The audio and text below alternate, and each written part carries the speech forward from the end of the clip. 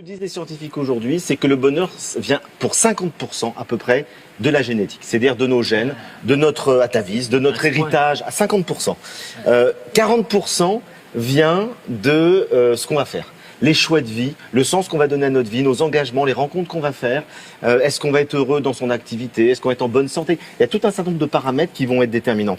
Mais c'est vrai que la génétique, au départ... 10%, c'est les taxes. Et le 10%, le 10%, ça va peut-être vous étonner, c'est les conditions extérieures. Est-ce qu'on est dans tel pays ou dans tel autre, dans une famille riche ou pauvre, dans tel milieu social? Eh ben, c'est très peu. La terre dans laquelle on est. C'est très peu. Pour atteindre le bonheur, qu'est-ce qu'on doit faire pour être heureux? Alors, il n'y a pas de recette. C'est-à-dire que je pense qu'effectivement, chacun doit découvrir déjà qui il est et ce pourquoi il est fait. C'est ce qu'on appelle en psychologie le processus d'individuation, c'est-à-dire aller chercher au-delà de tous les conditionnements d'éducation socio-culturels qu'on a reçus. Au fond, est-ce qu'on est vraiment à sa place? Et vous avez des gens qui s'aperçoivent à 40 ans qu'ils étaient artistes et puis qui se retrouvent banquiers, etc. Parce que papa voulait que... Voilà, exactement. Donc déjà, la première chose, c'est, Spinoza nous explique très bien, le bonheur, c'est de réaliser sa nature profonde. Et Spinoza nous dit, tout organisme vivant persévère, fait un effort pour grandir, pour s'accroître et pour réaliser sa nature profonde. Ce que la biologie confirme totalement aujourd'hui. Et il nous dit, il y a deux grandes émotions fondamentales, c'est la tristesse et la joie. Lorsqu'on rencontre des obstacles dans cette croissance de notre être, on est dans la tristesse. Lorsqu'on grandit, lorsqu'on s'améliore, lorsqu'on progresse dans la connaissance, lorsqu'on progresse dans l'amour, lorsqu'on progresse, eh bien, on est dans la joie. Et il nous dit tout le but de la vie, c'est que la joie prenne toute la place. Et pour ça, il faut faire un effort pour se connaître, pour mettre de l'ordre dans ses passions, pour arriver à savoir qu'est-ce qui me convient, qu'est-ce qui me convient pas, quels sont les types de relations amoureuses qui sont justes pour moi, quel type d'activité est juste pour moi. Donc il y a tout un travail par la raison pour arriver à se connaître et faire ce qui est bon pour nous. Et donc là, je crois qu'effectivement, l'accomplissement de soi est certainement une des raisons du bonheur et la philosophie peut nous l'expliquer. Est-ce qu'un enfant, par définition, est heureux ou on doit lui enseigner le bonheur? Alors là, je vais plutôt faire référence aux taoïstes, puisque je vais essayer de rester un petit peu dans la philosophie. Les taoïstes, contrairement aux confucéens, les confucéens nous disent le modèle du sage heureux, c'est le vieillard. Le vieillard qui a accompli toute sa vie, qui a fait tout ce travail sur lui, et donc finalement, il a trouvé la sagesse. Et les taoïstes ne disent pas du tout, l'être le plus heureux qui soit, c'est l'enfant. L'enfant, il est dans la spontanéité, il est dans l'émerveillement, il est dans la joie, il est fluide. Et c'est après, lorsqu'il commence à réfléchir, c'est lorsque le mental, lorsque l'ego commence à fonctionner, à se structurer, qu'il y a des peurs, qu'il y a des interdits, qu'il y a des conflits, etc. Et il perd cette fluidité. Donc, il y a deux modèles. Il y a le modèle taoïste et le modèle confucéen. Personnellement, je pense que je suis plus proche des taoïstes. C'est-à-dire, je crois que dans la spontanéité de l'enfance, ce qui rejoint une phrase de Jésus, d'ailleurs des évangiles, redevenez comme des petits-enfants. Et je pense qu'il y a une sorte de fraîcheur, de foi dans la vie, d'émerveillement, qui est très, très utile au bonheur. Mais en vieillissant, il ne faut pas s'accrocher à Confucius? Le danger en vieillissant, finalement, le danger de l'adulte, c'est de vouloir contrôler. C'est-à-dire que plus on grandit, plus on a besoin de sécurité, on se dit, mais j'ai acquis des choses, je ne veux pas les perdre. J'ai acquis une situation professionnelle, une vie familiale, on a peur de perdre. Et je crois qu'un des obstacles au bonheur, c'est de vouloir contrôler la vie. Et je suis convaincu qu'on ne peut pas contrôler la vie. La vie est en mouvement permanent, comme disent les bouddhistes, et qu'une des clés du bonheur, c'est justement d'accepter ça, de ne pas contrôler, d'être dans le lâcher-prise, d'être dans cette espèce de confiance qui fait que si on est déstabilisé, si la vie nous envoie une difficulté, un obstacle, une épreuve, quelque chose qu'on n'avait pas prévu, eh ben, essayons d'écouter vers quoi la vie nous réoriente, plutôt que nous opposer totalement en disant oh là, ça me panique. Et donc je pense que le lâcher-prise, c'est une des clés du bonheur. Je vous cite, « Le droit au bonheur s'est mué en devoir et du coup en fardeau. L'homme moderne est condamné à être heureux et ne peut s'en prendre qu'à lui-même s'il n'y parvient pas. Donc la quête du bonheur peut rendre malheureux. » Absolument. Oui. Absolument, c'est aussi un des paradoxes, c'est que on est peut-être trop dans une recherche volontaire et obsessionnelle du bonheur. Et je crois que ce qu'il faut faire, c'est simplement être dans l'expérience en donnant la possibilité à la vie de faire émerger ce bonheur. Vous savez, il y a une chose qu'on n'a pas dit mais qui est très importante, c'est la différence entre le plaisir et le bonheur. Et au fond, le mot bonheur est né chez les Grecs de cette réflexion sur le plaisir. Le plaisir, c'est l'expérience qu'on fait tous. Quotidiennement, on recherche le plaisir. On a soif, on va boire, on a du plaisir, on écoute un morceau de musique qu'on aime, on a du plaisir, on regarde une bonne série télé, on a du plaisir. Donc on recherche le plaisir toute la journée, c'est ce qui nous meut. L'homme est un être de plaisir. Mais la somme des plaisirs ne fait font pas le bonheur. forcément de bonheur. Et pourquoi? Et c'est Épicure qui, le premier, répond très bien à la question. Il dit parce que tout plaisir n'est pas bon. Il y a des plaisirs qui nous font du mal. Il y a trop de plaisirs qui tuent le plaisir. On le voit, on mange trop, on boit trop, après on est mal pendant un bon moment. Et il faut savoir sélectionner les plaisirs. Et donc c'est la raison qui va nous permettre de nous dire, il faut m'arrêter à ce moment-là, il faut pas chercher tous les plaisirs, parce que j'ai fait tel engagement de vie, parce que j'ai telle valeur, je vais pas forcément chercher tous les plaisirs immédiats. Et donc il faut modérer le plaisir. Et Épicure, qu'on parle d'Épicure, on dit oui c'est la jouissance, pas du tout. Épicure c'est la recherche du plaisir, mais le plaisir modéré, le plaisir qualitatif, c'est la qualité contre la quantité. Et le bonheur c'est donc la recherche d'un état de plaisir intelligent, d'un plaisir qui est mu par une recherche d'équilibre, une recherche d'harmonie. Donc, Épicure n'était pas épicurien, tout comme Platon n'était pas platonique. C'est ça? Absolument. Vous êtes convaincu qu'il est impossible d'être heureux si on n'est pas généreux. Pourquoi donner rend-il heureux? C'est une espèce de loi, peut-être, de la nature humaine. Il y a aussi une phrase des évangiles qui le dit, c'est « il y a plus de joie à donner qu'à recevoir ». Et lorsque les sociologues ont étudié des milliers de personnes leur vie concrète, ils sont aperçus que les gens généreux étaient plus heureux que les autres. Ça confirme cette règle-là. C'est-à-dire qu'au fond, le fait de partager le bonheur rend plus heureux. Et les gens qui sont pas généreux, les gens qui sont mesquins, les gens qui n'aiment pas donner, globalement sont plus malheureux. Mais vous citez souvent les Écritures. Est-ce que le bonheur est dans la religion? Ça dépend quelle religion. Ça dépend de quoi on parle. Par exemple, si on parle du christianisme. Dans l'Évangile, je trouve qu'il y a quelque chose de très joyeux. Et puis si vous prenez le christianisme tel qu'il a été dans certaines sociétés que nos parents ou nos grands-parents ont pu connaître, ici même ou en France, c'était devenu un dolorisme culpabilisant, rigide, écrasant. La tâche originelle, voilà. C'est le péché originel. Ça rend pas heureux du tout. Donc je pense que dans l'histoire des religions, il y a des choses qui sont effectivement des grands moments de joie, de bonheur, d'épanouissement, et puis il y a des moments où le contrôle clérical a fait qu'on a voulu contrôler les individus et que là, ils n'ont pas été heureux du tout.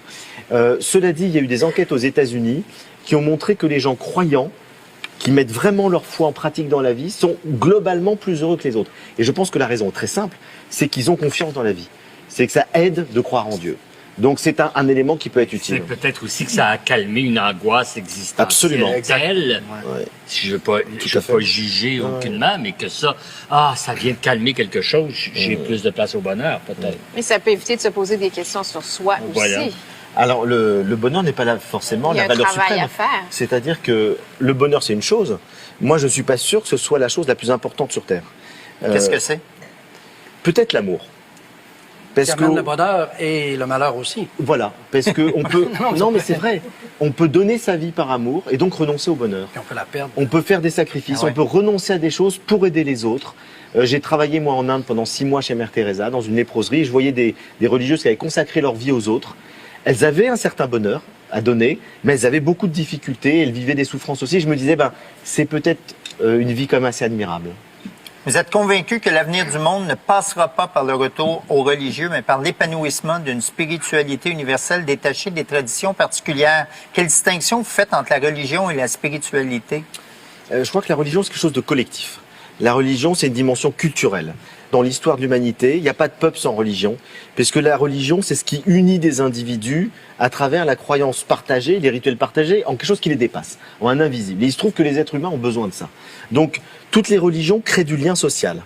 Mais le problème de la religion, c'est que parce que ça crée du lien social, on est dans le politique. Donc on est dans le pouvoir, donc on est dans la domination. Et les rapports de force. Et voilà. Et du coup, on est dans tout ce qu'on a connu dans les dérives des religions jusqu'à aujourd'hui encore. Alors que la spiritualité, c'est la dimension verticale des religions. C'est pas le lien horizontal qui unit les humains, c'est le lien qui les unit avec un absolu, avec une transcendance, et c'est ce qui répond aux besoins de sens. Et je pense que l'être humain a besoin de sens. C'est-à-dire qu'il a besoin de donner un sens à sa vie, il a besoin d'essayer de trouver des réponses aux questions. Qu'est-ce qu'il y a après la mort? Est-ce qu'il y a quelque chose? Alors Einstein le disait, on parlait de science tout à l'heure, il disait que au fond, un être humain qui ne se pose jamais la question du sens de la vie, pour lui n'est pas vraiment un être humain. Ça fait partie vraiment de ce qui est le plus universel dans la quête de l'humain. Est-ce que c'est nécessaire de croire en Dieu pour avoir une vie spirituelle? Pas du tout. La preuve, c'est que par exemple les bouddhistes ne croient absolument pas en Dieu et ce sont des gens qui ont une quête spirituelle éminemment importante. Je crois que la spiritualité, c'est deux choses. C'est essayer de passer de l'ignorance à la connaissance et de la peur à l'amour. Croyez-vous en Dieu? Alors moi, je suis un croyant agnostique. C'est-à-dire que je ne sais pas si Dieu existe, j'en sais rien. Vous laissez la porte ouverte. Je laisse la porte ouverte, mais je suis quand même un croyant dans la mesure où si j'avais un pari à faire, si j'avais une conviction, pas une certitude rationnelle, une conviction intime à apporter, je dirais que le monde a un sens, que la vie a un sens. Et donc dans ce sens-là, je pense que je suis croyant, mais j'adhère pas à des religions dogmatiques. Parce que vous avez peur d'aller en enfer. Oh, pas du tout. Que signifie pour vous la montée des intégrismes religieux à laquelle on assiste présentement? Je crois que c'est lié au choc des cultures. Ce que je disais tout à l'heure, c'est que la religion crée du lien social, c'est-à-dire que ça rassemble les individus dans des cultures, dans des civilisations, et lorsqu'on est en conflit avec d'autres cultures, avec d'autres civilisations, qu'est-ce qu'on va réactiver? C'est la religion, c'est l'identité religieuse. On l'a vu typiquement avec la guerre en Irak, celle de Bush, la seconde, lorsqu'il veut faire la guerre à Saddam Hussein, ça suffit pas d'avancer des raisons politiques, économiques. Il faut faire appel à la religion et du coup, il parle de l'axe du bien contre le mal, une croisade contre le mal. Et Saddam Hussein, qui est totalement athée, totalement laïque, va répondre en essayant de mobiliser les musulmans et en disant qu'il faut faire un djihad contre le Satan américain. Donc la religion, en période de conflit politique et de conflit culturel, c'est quelque chose que les gens vont rechercher contre les autres. C'est pour ça qu'aujourd'hui, la religion est dangereuse. C'est ne va pas rechercher ses fondements spirituels, c'est ne retourne pas dans ses sources spirituelles les plus profondes, elle est totalement dangereuse.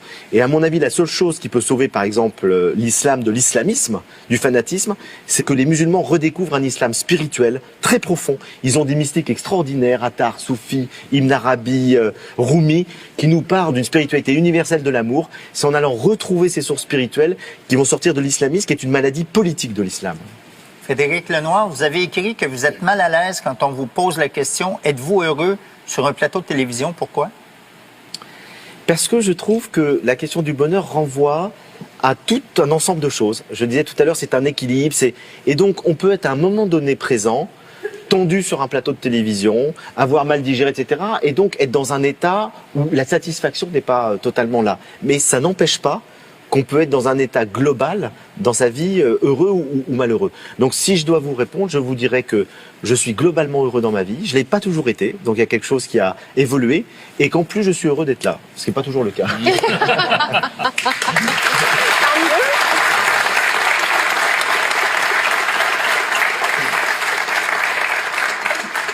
Vous semblez avoir un bel équilibre. Qu'est-ce qui vous a permis d'atteindre le bonheur et la paix intérieure dans votre vie? Ça n'a pas dû toujours être comme ça? Ça n'a pas toujours été comme ça. Et je pense que si j'ai recherché le bonheur, si je me suis intéressé à la philosophie, à la spiritualité, à la psychologie, j'ai fait une psychanalyse, c'est parce que j'étais malheureux. Et moi, c'est parce que j'étais plutôt un enfant qui a été, je dirais, qui a eu des difficultés relationnelles et affectives avec mes parents. Ensuite, j'étais un adolescent complexé. J'étais complexé par ma taille, puisque je suis petite taille. Et la première fille que j'ai aimée à l'âge de 13 ans, elle m'a dit « Oh là là !» Quel dommage que tu sois si petit, parce que vraiment, je t'aime beaucoup. Mais... Et du coup, voilà, c'était très dur. Merci. Et du coup... Je partage. Vous partagez. Voilà, bon. Et tout, vous savez, quand on est adolescent, ça marque. Ça marque. Alors, du coup, j'ai fait de la philo. Je me suis dit, bon, ça me servira peut-être à quelque chose dans la vie. Mais c'est vrai que je suis parti d'un certain nombre de choses, de manque de confiance en moi, etc. Et puis après, j'ai fait tout ce travail de recherche intérieure, de connaissance, d'approfondissement, qui m'a permis de me connaître, de gagner une estime de moi, d'arriver à m'apprécier beaucoup plus, d'arriver dans une relation plus fluide avec les autres. Et puis, je vais vous donner une petite recette. J'ai dit que j'en donnerais pas, mais je peux pas m'empêcher quand même d'en donner une. J'ai redécouvert l'importance de l'attention. Et je me suis rendu compte que j'étais beaucoup, comme j'ai fait de la philo, j'étais beaucoup dans ma tête. Et que une des choses qui nous rend le plus heureux, c'est d'être présent à ce qu'on fait, d'être attentif à ce qu'on fait. Et quand j'ai pris conscience de ça, j'ai fait des exercices quotidiens pour je bois, je savoure le moment où je bois. Je regarde un paysage, je suis attentif à ce que je regarde. Je discute avec quelqu'un, j'écoute vraiment ce qu'il me dit, je pense pas à autre chose. Je fais la cuisine, je suis concentré sur les couleurs, les odeurs, les saveurs. Et je me suis rendu compte que l'attention dans le présent, la qualité de présence au monde, aux autres, nous rend vraiment heureux. Ça décuple le plaisir. Et ce que j'ai découvert en faisant ce livre, c'est que les scientifiques nous l'expliquent. puisque ceux qui ont fait des études sur le cerveau humain nous montrent que lorsqu'on est attentif et présent à ce qu'on fait, notre cerveau va sécréter de la dopamine et de la sérotonine, qui sont des substances chimiques qu'on utilise pour faire des antidépresseurs, qui apportent du bien-être. Et donc, ce qui est formidable, c'est que la science aujourd'hui, par la chimie du cerveau, explique ce que les sages nous disent depuis 2500 ans, c'est que pour être heureux, il faut être attentif à ce qu'on fait. C'est beau. Merci beaucoup, M. Lenoir. Merci infiniment. Je vous ai écrit un petit mot. Vous avez de bons yeux. Ça va. Vous êtes au Québec, sur le plateau de l'émission Tout le monde en parle. L'instant présent vous est si agréable qu'une explosion de bonheur incontrôlable vous pousse à lancer cette carte dans les airs. Et ben voilà.